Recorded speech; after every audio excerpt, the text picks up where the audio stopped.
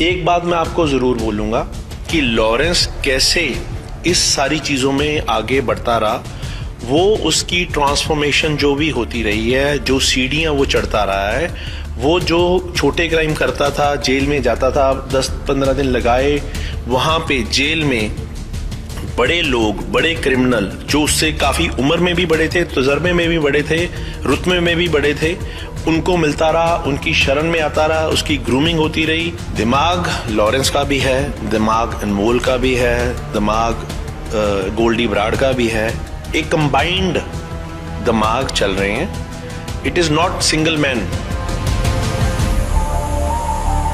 Lawrence Bishnoi और उसके gang का नाम इन दिनों सुर्खियों में है।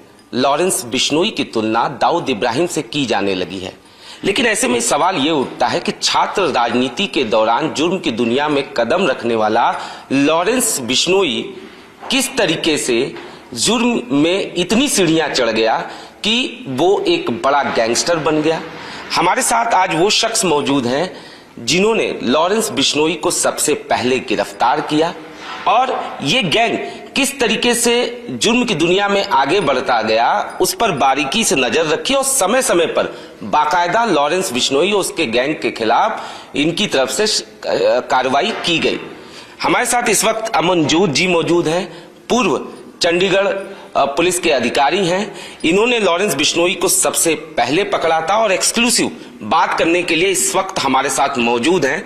सबसे पहला सवाल सर आपसे, क्योंकि लॉरेंस बिश्नोई को सबसे पहले आपने ही गिरफ्तार किया, कैसे ये छोटे मोटे अपराध करने वाला लॉरेंस बिश्नोई जुर्म की दुनिया में इतना आगे बढ़ गया कि उसकी तुलना दाऊद इब्राहिम से की जाने लगी? उसकी तुलना दाऊद इब्राहिम से की जा रही है, ये मैं कहूँगा कि सही बात नहीं है। उसने जो क्राइम हमारे चंडीगढ़ में किए या जितने हमारी नॉलेज में आए वो किए, वो दाऊद इब्राहिम के साथ तुलना के काबिल नहीं है। दाऊद इब्राहिम ने तो बम ब्लास्ट किए और निर्दोष लोगों को मारा।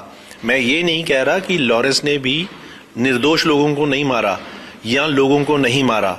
लोगों को मारना इटसेल्फ इज अ क्राइम और वो इलीगल एक्टिविटी में आता है, लेकिन दाऊद से उसकी तुलना करना गलत है। दाऊद ने देश के खिलाफ बम ब्लास्ट किए, निर्दोष लोगों को मारा, वो उसके साथ तुलना करना बिल्कुल ही वाजिब नहीं है।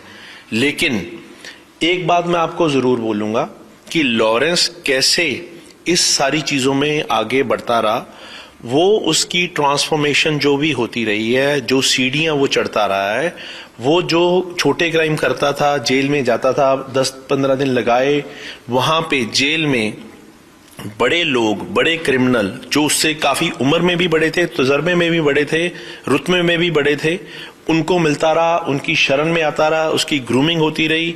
वो आहिस्ता आहिस्ता आहिस्ता कानून को समझ गया, क्राइम को समझ गया, क्राइम वर्ल्ड को समझ गया और वो ऐसे आगे बढ़ता रहा। सर, आपने लॉरेंस को सबसे पहले कौन से साल में गिरफ्तार किया था और क्या उसने अपराध किया था? 2010-11 की बात है। उसने पहला अपराध ये किया था कि उसका बहुत ही करीबी सुप्पू पार्टी का प्रेसिडेंट विक्की मिद्धू खेड़ा एक उदय वड़िंग नाम के लड़के के झगड़े के कारण हमारी कस्टडी में अरेस्ट हुआ था और उसका बदला लेने के कारण उन्होंने उदय वड़िंग सेक्टर 11 चंडीगढ़ में के घर के बाहर खड़े व्हीकल्स को आग लगा दी थी। लॉरेंस बिश्नोई गैंग की अगर हम बात करें तो लॉरेंस बिश्नोई का कौन ऐसा शख्स था जिसने उसे अपराध की दुनिया में आगे तक बढ़ाया और कहीं ना कहीं जो गैंग उसने बनाया उसमें उसकी मदद की? ये एक बंदे का नाम लेना यहाँ वाजिब नहीं होगा, इसके पीछे कई लोगों को हाथ है। इनिशियल स्टेज पे उसको जो क्राइम की दुनिया में आगे बढ़ाने में मदद की वो जसविंदर सिंह रॉकी ने की।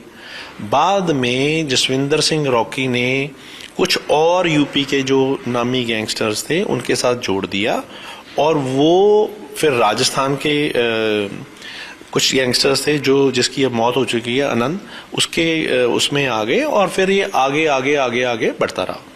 यानी रॉकी वो शख्स था जिसे कहा जा सकता है कि लॉरेंस बिश्नोई का वो गुरु था और यूपी में एंट्री उसी ने दिलाई।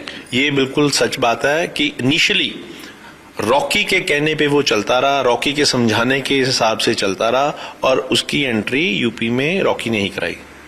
वो कुछ बाहुबलियों के भी कांटेक्ट में आया था लॉरेंस बिश्नोई, और जिसकी बिल्कुल बिल्कुल वो बाहुबलियों के कांटेक्ट में आया था। खुद बाहुबली है, बाहुबलियों के कांटेक्ट में क्या आना है। जो मसल मैन जो यहाँ काम कर रहे थे, बस इतना ही फर्क था कि जसविंदर सिंह रॉकी भी बाहुबली कह सकते हैं, गुंडे को बाहुबली कहते हैं, और क्या Bahubali, Bahubali is not the right word for them. वो एक गुंडे होते हैं और गुंडा ही है। रॉकी एक गुंडा था, और बाकी जो ये यूपी के हैं ये सब गुंडा ही करते हैं, और अपना नेम फेम के लिए ये जो इनोसेंट लोग हैं अपने ग्रुप में शामिल करके उनको यूज करते हैं। अच्छा सर, अगर बात की जाए लॉरेंस बिश्नोई की, तो पंजाब की जेलों में वो रहा, और जेलों में आज भी वो साबरमती जेल में मौजूद है, लेकिन जेल से ही वो लगातार अपराध कर रहा है, उसके इशारे पर तमाम तरीके की वारदातें हो रही हैं। तो जेल में उसने अपना नेटवर्क कैसे फैलाया, किस तरीके से फैलाया? जेल में जब आप रहते हो, जैसे वो रह रहा है 8 साल से, वो कॉन्टिन्यूसली जेल में ही है, और इस दौरान उसने प्रोडक्शन फ्रंट में ऑलमोस्ट इंडिया की सारी जेलें देख ली हैं। पंजाब की, चंडीगढ़ की, हरियाणा की, दिल्ली की, राजस्थान की, अब वो गुजरात में। तो क्या होता है, जब आप इतने साल एक जेल में रहते हो तो आपके जेल में रोज नए साथी मिलते हैं। कुछ लोग शॉर्ट टर्म के लिए जेल में आते हैं, 5 दिन के लिए, 10 दिन के लिए, 15 दिन के लिए, 4 महीने के लिए। तो वो उनको भी, जैसे आप लोगों को क्यूरियोसिटी है कि लोगों को बताएं कि लॉरेंस बिश्नोई क्या है, तो उन लोगों को भी उसको फिजिकल मिलने की क्यूरियोसिटी होती है। वो मिलते हैं, वो उससे इन्फ्लुएंस हो जाते हैं, उसके रुतबे से इन्फ्लुएंस हो जाते हैं, उसके ऑरा से इन्फ्लुएंस हो जाते हैं। वो फिर अपना कांटेक्ट उनसे बना के रखते हैं। अब 8 साल में करीब करीब 80,000 लोग जेलों में आए गए होंगे। 80,000 में से 8,000 मान के चलिए उसके कांटेक्ट में कभी ना कभी किसी ना किसी तरीके से रहे होंगे, और जो वो 8,000 लोग बाहर गए होंगे तो उनके अलग से अपने कितने कांटेक्ट होंगे। इस तरह उसका नेटवर्क बनता रहा है। अच्छा सर, बात किया जाए इस गैंग की, नए नए युवाओं को ये भर्ती करते हैं, सोशल मीडिया के जरिए प्रोपेगेंडा फैलाया जाता है, और कहीं ना कहीं युवा जो है, जो इनोसेंट है, जो खास तौर पर अभी नाबालिग, कई सारे नाबालिग भी इस गैंग में शामिल हुए, उसके लिए इनकी क्या स्ट्रेटेजी, किस तरीके से ये करते हैं? नाबालिग को अपने गैंग में शामिल करना और उनसे बड़ा अपराध करा देना, ये बहुत ही अच्छी स्ट्रेटेजी मानी जाती है, क्योंकि नाबालिग को आपको जुवेनाइल ट्रीट करना पड़ता है, और आप उसको जेल में नहीं, जुवेनाइल होम में रखोगे, और 3 साल से ज्यादा सजा नहीं दे पाओगे। ये उनको पता है कि इससे कुछ भी करा लो, और जुवेनाइल का इतना जो दिमाग है, बच्चों का दिमाग इतना मैच्योर नहीं होता कि, बट वो इन्फ्लुएंस बहुत जल्दी हो जाते हैं। उनको लगता है कि हम ही हैं जो दुनिया चला रहे हैं और कभी पकड़े नहीं जाएंगे। इस हिसाब से वो क्राइम की दुनिया में आ जाते हैं, नेम, फेम और पैसे के कारण। और कुछ लोग ऐसे भी हैं जो नशेड़ी हैं, नशा कर रहे हैं, इनकी नशे की पूर्ति इनके थ्रू हो जाती है, इसलिए वो इस क्राइम में जुड़ जाते हैं। सर, आपने जैसा बताया कि रॉकी उसका गुरु था लॉरेंस का, तो रॉकी, जैसे ही रॉकी की डेथ हुई उसके बाद लॉरेंस बढ़ता गया। इस वक्त इस गैंग के पीछे, क्योंकि लॉरेंस साबरमती जेल में, हालांकि उसी के इशारे पर वारदातें कराई जाती हैं, लेकिन कौन ऐसा शख्स है जो इस गैंग का, जिसको कहा जा सकता है कि उसके दिमाग से पूरा गैंग चल रहा है? दिमाग लॉरेंस का भी है, दिमाग अनमोल का भी है, दिमाग गोल्डी ब्राड का भी है। एक कंबाइंड दिमाग चल रहे हैं। It is not single man. कोई बंदा किस तरह की सलाह दे देता है और वो सलाह कितनी कामयाब रह जाती है, ये डिपेंड करता है। जैसे सिद्धू मूसेवाला मर्डर केस में भी सारी प्लानिंग चाहे लॉरेंस की रही, लेकिन उसको प्योरली एग्जीक्यूशन गोल्डी ब्राड ने किया, क्योंकि उसके पास उस टाइम इतना ज्यादा नहीं था टाइम, और इतना ज्यादा टेलीफोन का कांटेक्ट नहीं था कि वो एक एक बंदे को फोन करे। वो सारी एग्जीक्यूशन प्लानिंग जो गोल्डी और लॉरेंस की हुई थी, उसकी एग्जीक्यूशन गोल्डी ब्राड ने की।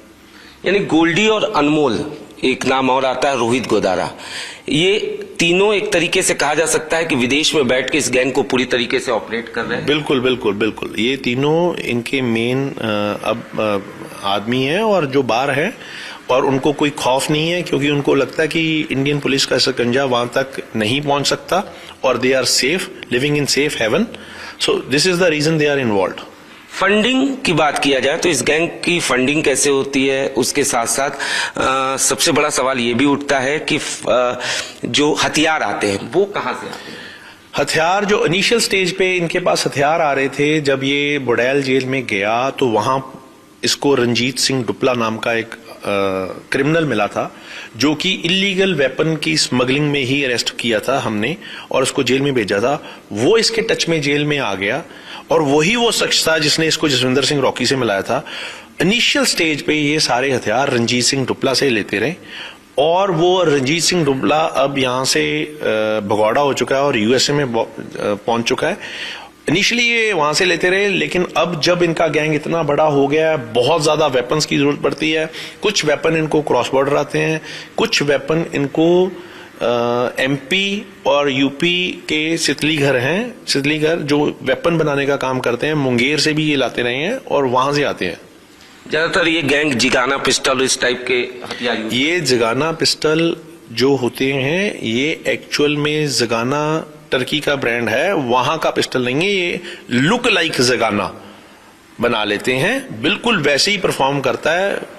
और वो जिसको हम दरा कहते हैं, जो पाकिस्तान में एक जगह है दरा खैबर, वहां ये हथियार बनते हैं। उसको ये वहां से स्मगल होके या मुंगेर से या यूपी से या एमपी से ये जो हमारे सितलीघर है कम्युनिटी, वो बना के दे देती है।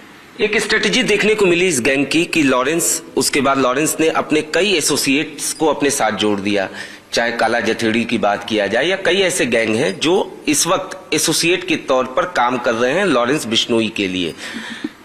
इनको काला जठेड़ी जो लोग हैं हरियाणा के, उनको जोड़ा था संपत नेहरा ने इनसे। संपत नेहरा और लॉरेंस बिश्नोई इकट्ठे एथलेटिक्स की प्रैक्टिस किया करते थे पंजाब यूनिवर्सिटी और एथलेटिक स्टेडियम चंडीगढ़ में। वहां से इनका आपस में एसोसिएशन हुआ था। पर जब ये क्लोज हो गए, जब ये एक जेल में रहे, एक मुकदमे में रहे, इकट्ठे रहे, तो संपत नेहरा ने इसको काला जठेड़ी से जोड़ दिया। अच्छा सर, एक सवाल है, लोग लॉरेंस के बारे में कहते हैं कि नवरात्र में वो मौन व्रत रहता है, तो जब आपने उसको पकड़ा था कुछ इस टाइप की चीजें थी, व्रत रहना, खाना न खाना? नहीं, हमारी कस्टडी में कहीं भी व्रत वाली बात नहीं आई। हाँ, वो फल और दूध ज्यादा प्रेफर करता था, वो अन्न से कस्टडी में नहीं खाता था। एक सवाल उठने लगा सर कि लॉरेंस बिश्नोई गैंग क्या जिस तरीके से वो आतंक का पर्याय बन चुका है, तो आखिरकार इस गैंग के खात्मे के लिए, या यूं कहा जाए कि क्यों नहीं एनकाउंटर किया जाता? कई लोग एनकाउंटर को लेकर भी कहते हैं कि लॉरेंस बिश्नोई का एनकाउंटर कर देना चाहिए। ये एक्सपेक्टेशन जो लोग रखते हैं और पुलिस से रखते हैं कि पुलिस एनकाउंटर कर दे, तो पुलिस और फिर क्रिमिनल में फर्क क्या रह जाएगा? अगर पुलिस ही लोगों को मारने लग जाएगी, फेक एनकाउंटर करने लग जाएगी, तो फिर फर्क क्या रह गया? तो और कौन पुलिस वाला जेल जाना चाहेगा? अगर हम किसी भी व्यक्ति को मार दें, हम लॉरेंस को मार दें, तो ये एक लॉ इन्फोर्समेंट एजेंसी का काम होता है। किसी बंदे ने अगर कोई क्राइम किया, उसको पकड़ो, उसका चालान दो, उसकी कार्रवाई करो और उसको जेल में भेज दो। बाकी सारा कुछ डिपेंड होता है कोर्ट पे, एविडेंसेस पे, विटनेसेस पे। अगर ये सारी चीज की एक्सपेक्टेशन लोग पुलिस से रखते हैं कि पुलिस एनकाउंटर क्यों नहीं कर रही, तो वही लोग कोर्ट से, ये न्यायपालिका से ये एक्सपेक्टेशन क्यों नहीं रखते, ऑनरेबल सुप्रीम कोर्ट से ये एक्सपेक्टेशन क्यों नहीं रखते कि वो सुमोटो लेके इसको फांसी की सजा दे दे? पुलिस से ये एक्सपेक्टेशन रखना बिल्कुल ही गलत है कि पुलिस वाला क्यों ऐसा इलीगल काम करेगा जिसके कारण उसको बाद में जेल जाना पड़े। लोगों का यह भी कहना है कि जेलों में किस तरीके से ऐसी साठगांठ है कि वो फोन से बात कर रहा है, फोन से निर्देश दे रहा है। ये जो फोन से निर्देश देने वाली बात है, इसका सिंपल फॉर्मूला ये है कि जेल में फोन जाता कैसे है। जेल में फोन जाने के 3-4 रीजन मेन होते हैं। एक तो फेंके से, लोग बाहर से बाउंड्री वॉल से अंदर फोन फेंक देते हैं, जिनसे इनको फोन चले जाता है। नंबर 2, फोन चले जाता है जी, कोई ना कोई बंदा अपने गुप्त अंग में छुपा के फोन ले जाता है, जो चेकिंग के दौरान पकड़ा नहीं गया। तो एक बार जब फोन जेल में चले गया, तो फिर उसको एक नहीं, ऑलमोस्ट जेल के जितने लोग रसूखदार हैं वो सारे यूज करते हैं। तीसरा जो मेन देखने में आया है कि कुछ ब्लैक शीप्स भी होती हैं डिपार्टमेंट में, जो कि पैसे के लिए, अपने वेस्टेड इंटरेस्ट के लिए ये फोन प्रोवाइड कर देते हैं, जिनके साथ इनका कम्युनिकेशन होता रहता है। एक आखिरी सवाल सर, सोशल मीडिया पे कई लोग जो हैं लॉरेंस बिश्नोई को लेकर हिंदूवादी वो बता रहे हैं। कई लोगों का ये कहना है कि मानना है कि खासतौर पर विदेशों में, कनाडा में जो खालिस्तानी कुछ लोगों की हत्या की गई, कहीं ना कहीं लॉरेंस बिश्नोई गैंग का उसमें हाथ रहा है, ऐसा सोशल मीडिया पर कई लोगों का ऐसा मानना है। इसके बारे में वो फिर सोशल मीडिया के वही लोग ज्यादा बता सकते हैं जिनके पास ऐसी इंफॉर्मेशन है। मेरे पास इन पर्टिकुलर इन पर्सन कोई ऐसी इंफॉर्मेशन नहीं है जिससे मैं ये कह सकूं कि लॉरेंस बिश्नोई क्रॉस बॉर्डर किसी की क्राइम में इन्वॉल्व है। और जो आपने हिंदूवादी होने की बात कही, मैं उसको भी बिल्कुल नहीं मानता। पर्सनली ये मेरा व्यू है, क्योंकि अगर देखा जाए जो गोल्डी बराड़ है, he is from a Sikh family, तो वो तो सबसे क्लोज है उसके। तो ये कहना कि वो हिंदूवादी है या वो उन लोगों को टारगेट कर रहा है जो हिंदुओं के खिलाफ हैं, ये बिल्कुल ही गलत है। ये एक नैरेटिव रचा जा रहा है जिसका मेरे हिसाब से मेरे को तो कोई मोटिव दिखता नहीं। धन्यवाद सर। ये थे अमनजोत जी ने, जिन्होंने साफ तौर पे बताया कि आखिरकार लॉरेंस का गुरु कौन था, कैसे ये गैंग जो है एक एक कर जुर्म की सीढ़ियां चढ़ता गया, कैसे इनका नेक्सस है और किस तरीके से ये गैंग जो है वो आगे बढ़ा। आपका बहुत बहुत धन्यवाद सर, टाइम्स नाउ नवभारत से बात करने के लिए। कैमरामैन पंकज के साथ अनुज मिश्रा, टाइम्स नाउ नवभारत, चंडीगढ़।